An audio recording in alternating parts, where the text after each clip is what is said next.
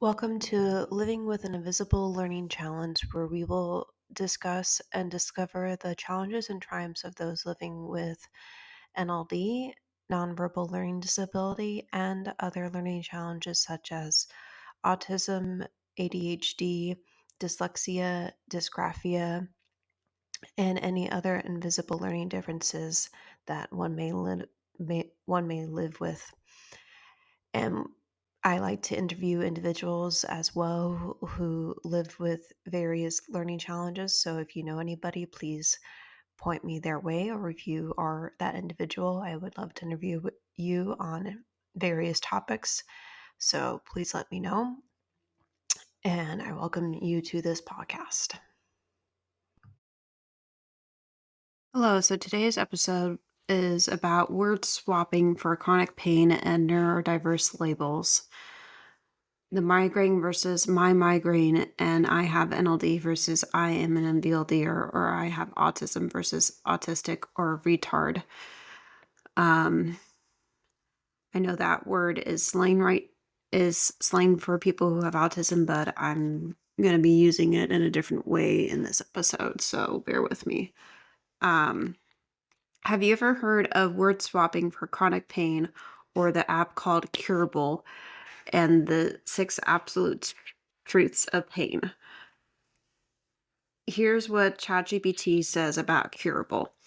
The Curable app offers a comprehensive approach to managing chronic pain by addressing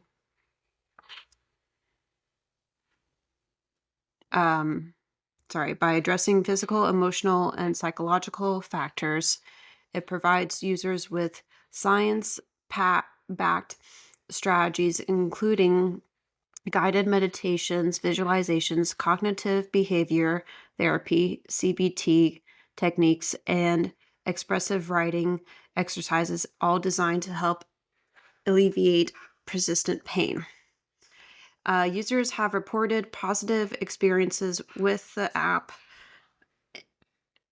For instance, one user shared that after 2 months of using Curable, they became almost entirely pain-free, noting that while it required hard work, the app provided a way to manage pain they thought would persist indefinitely.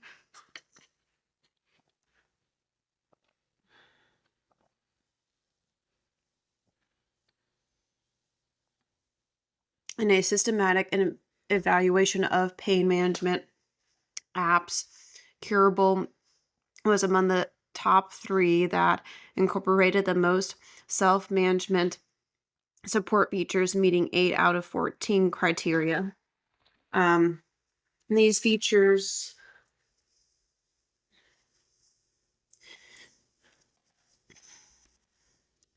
include self-monitoring of symptoms and self-tailoring of strategies, highlighting Curable's potential as a scalable intervention to complement traditional pain management approaches. However, it's important to note that some users have expressed skepticism about the app's approach. Discussions on platforms like Reddit have raised concerns about the app's emphasis on the psychological aspects of pain, suggesting that it implies pain is solely in the mind and can be reprogrammed without other interventions.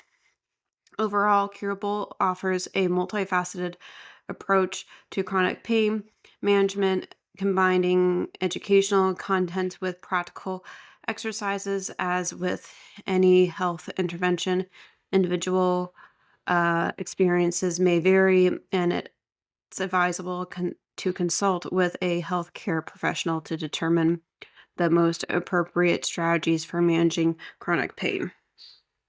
So, um, I had started using not Curable. It's not easy to say. When I started doing chronic pain therapy this year, and I found it very helpful because I had heard about it before, and I hadn't really used it that much. Um, because it is expensive, but the nice thing about it, one of the nice things about it, or useful things about it, I should say, is that if you find it doesn't help you at all, they will refund your money, which I think is very good. And it will, I mean, then there's like no harm, no foul, right? And so, um, for me, the lesson that one of the lessons I found most helpful was word swapping. I'll tell you about that just a second.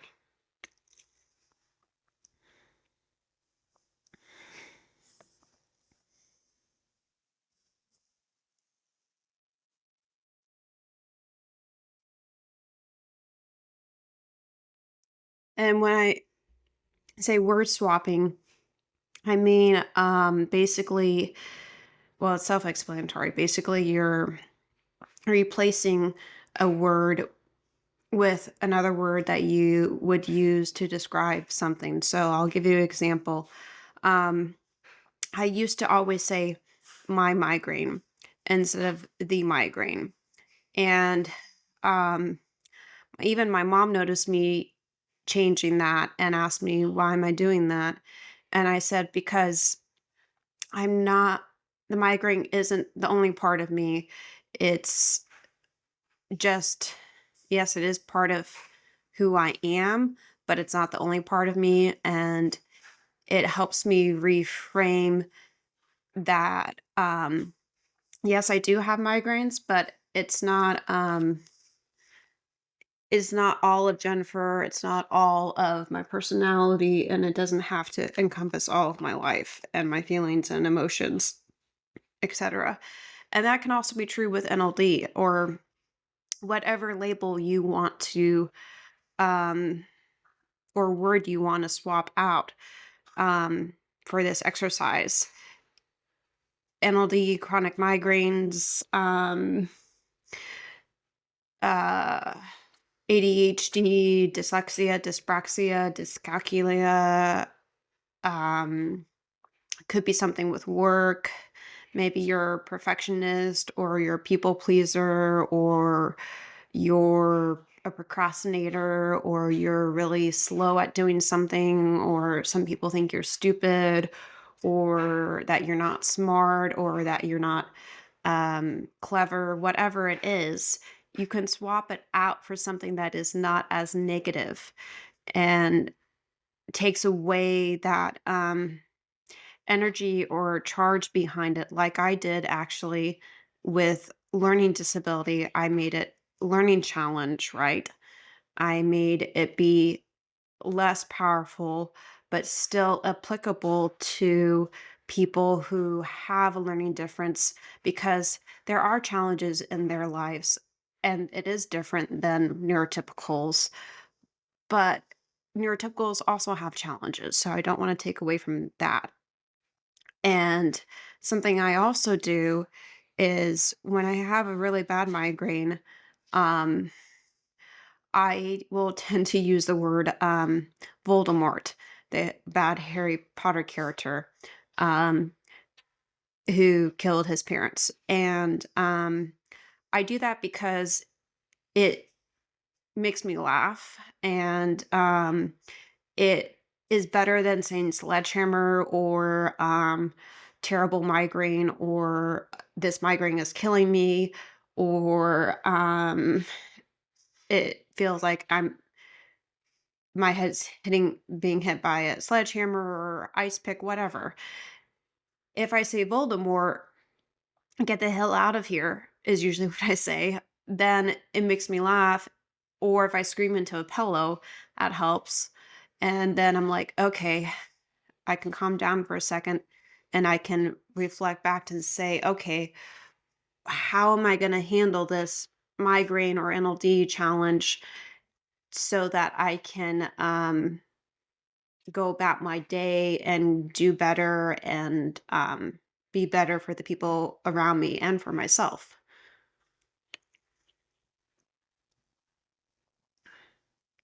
So I hope that makes sense. And then Another lesson I found helpful was the 6 absolute truths of pain.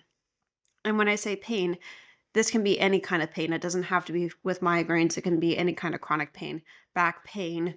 Um, maybe you have allergies.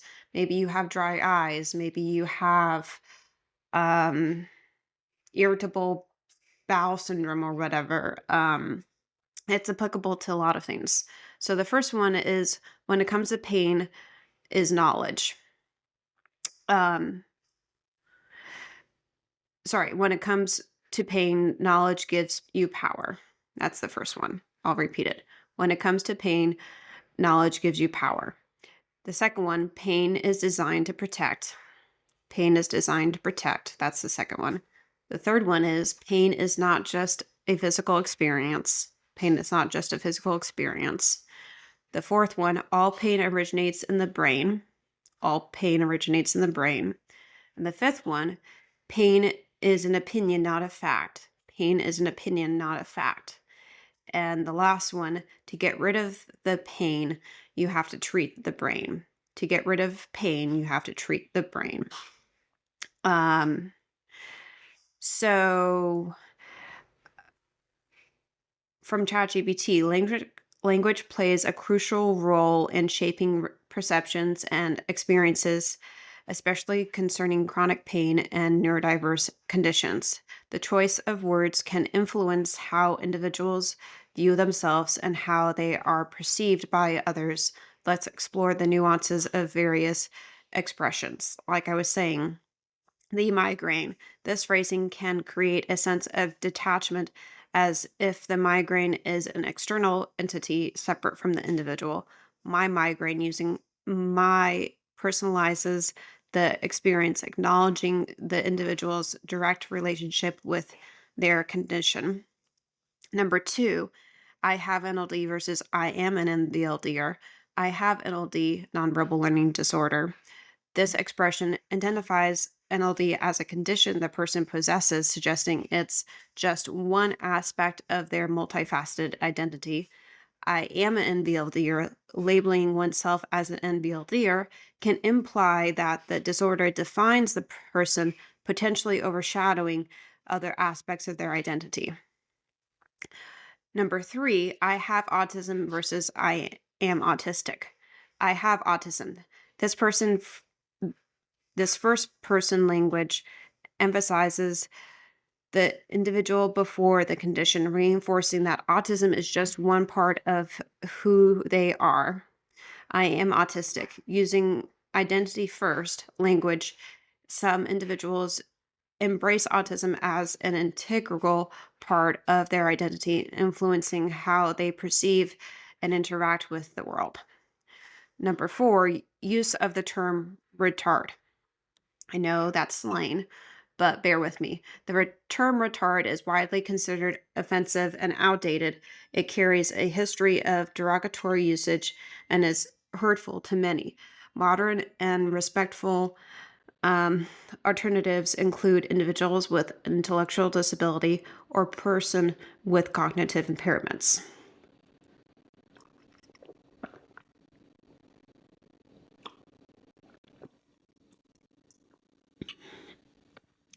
So here are some guidelines for choosing appropriate language. This could be for yourself, or it could be for when you're around people who are neurodiverse or have different conditions. Respect individuals' preferences. Some people prefer identity first language, like I am autistic, while others opt for person first language, I have autism. It's essential to honor individual choices. Avoid pejorative terms. Steer clear of terms with negative connotations or historical uses such as retard. Promote empowerment. Use language that acknowledges the individual's agency and respects their identity. In summary, thoughtful language selection is vital in promoting respect and understanding for individuals, with chronic pain or neurodiverse conditions. By choosing words carefully, we can foster a more inclusive and empathetic environment. Person first versus identity first language and autism.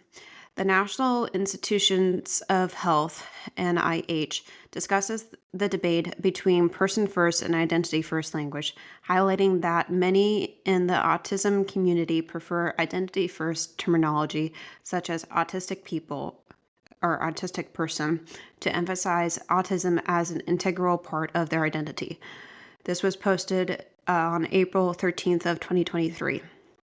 Did you know that there are different ways to refer to different people with disabilities or learning challenges, like I like to call it? While there are different opinions within the disability community about how to talk about people with learning differences, being respectful and asking an individual about their preference are always good ideas. What's the difference? Identify first language is a way of referring to individuals that emphasizes what they consider to be a core part of their identity. Identity first language is more common in the autism community, where some people identify as autistic and work to dispel the notion that autism as an unfortunate affliction or defining characteristic. Examples of identity first language in the autism community could include autistic person or autistic individual. People first language, on the other hand, puts the person before the disability or condition. The theory here is that someone is a person first and not defined by their disability or learning difference. Historically, people with disabilities or learning differences were often referred by their name of their learning difference or disability, which denied their individualism and, in a way, dehumanized them. A broad example of person first language is person with a disability. More specific examples could include an individual with Down syndrome or a person with an intellectual disability. Close quote. So my thoughts about that article, I think that's a very good way of separating the person, the people first language and the identity first language, because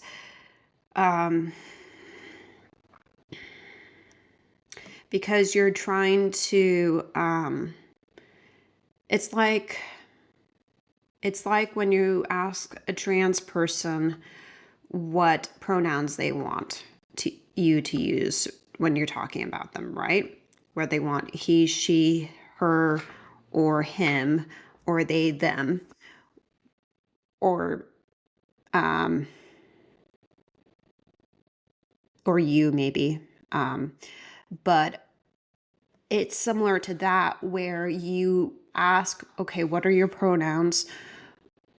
What do you prefer? People with autism, autistic individual, person with autism, person with ADHD, person with NLD, NVLD or ADHD or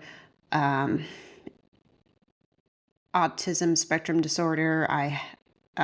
Saying I have ASD, or I'm on ASD, or I am dyslexic, or I am autistic, or whatever. I have chronic migraines. It could be anything. You should ask them and be respectful, because it's the right thing to do, and you would probably want others to do that for you as well. So the next article, let me get some water first.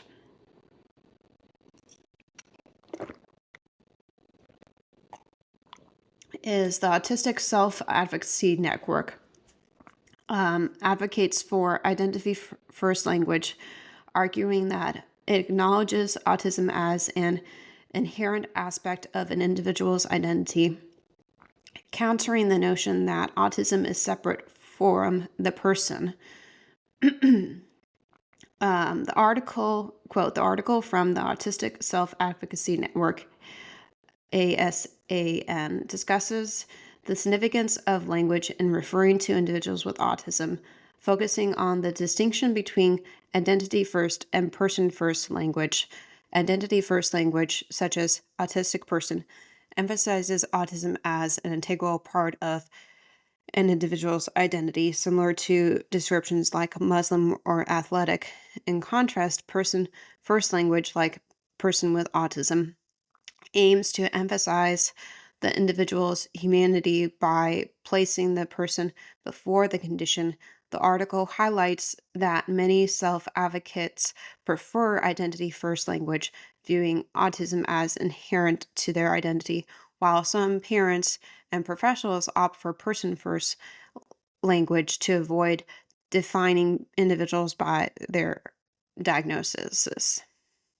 The choice between these language styles reflects deeper perspectives on identity and the perception of autism within society. It basically said what I was going to say before with this article. Excuse me. It's another way of saying why people use identity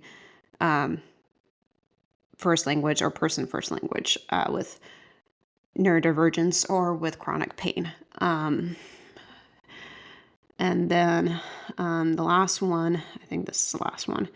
A study published in the Journal of Autism and Development Disorders found that a significant majority of autistic adults prefer identity first language over person first language, suggesting a shift in how language reflects personal identity within the autism community. Number 2, impact of language on perception of chronic pain. An article in the Journal of Pain explores how stigmatizing language can negatively affect patients' receptivity to pain management strategies, emphasizing the importance of mindful language use in clinical settings.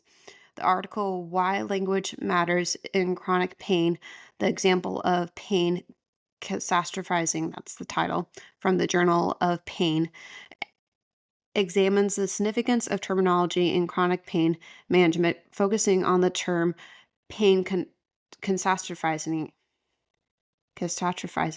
Yeah. Sorry, that's hard for me to say. The author argues that language shapes our understanding of the world and influences social norms and perceptions. They highlight that term like pain catastrophizing. I can't say that. Pain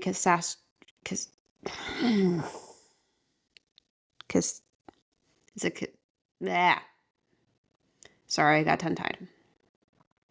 I'll transcribe this so you can see what I'm trying to say. It's pain, and then the word catastrophizing.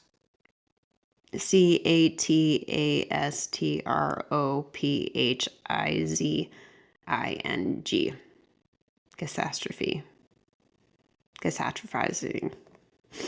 Can carry stigmatizing connotations, potentially invalidating patients' experiences and perpetuating biases, particularly against women and Black individuals who tend to score higher on such measures.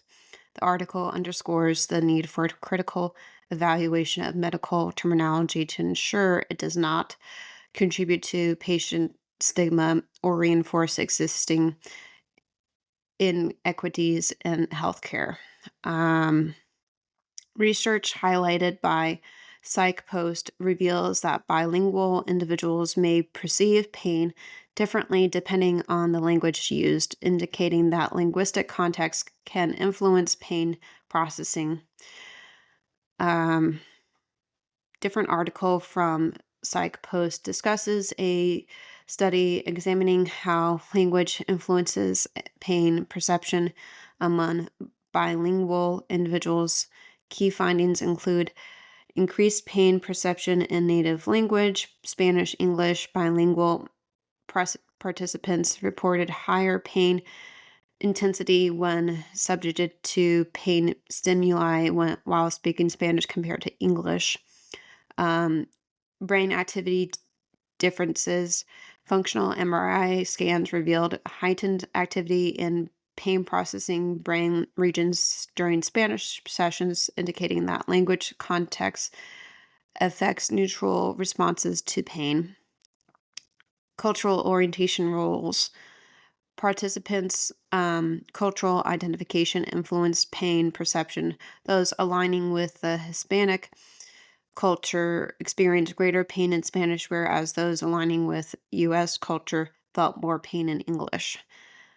So, with that article, I thought that was interesting because I didn't think, um, or I hadn't thought about different languages affecting how you would describe or feel pain.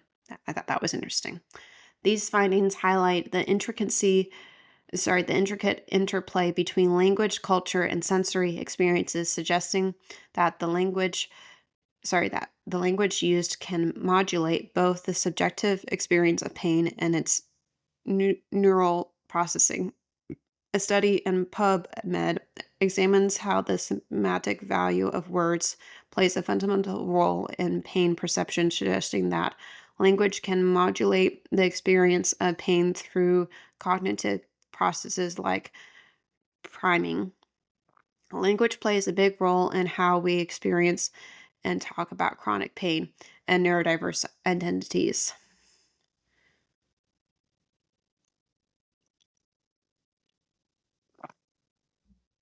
For example, saying the migraine instead of my migraine can create distance from the pain, almost like it's something separate from you. Similarly, referring to oneself as I am an BLDer versus I have an BLD can influence how you and others perceive your identity.